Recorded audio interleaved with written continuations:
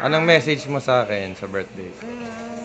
Yung kanina. Ang message ko sa'yo ay sa taman man o sa mali ay kakampi mo ako palagi. Love you, tatay! Mwah! Mwah! Ikaw naman, Kayla.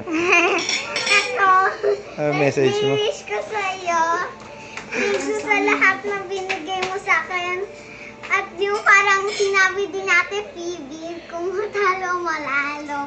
Sabi mo pa rin kami. And we love you, Mama! Jinx! Jinx! Sige, Mami naman. Mami, may message ka ba?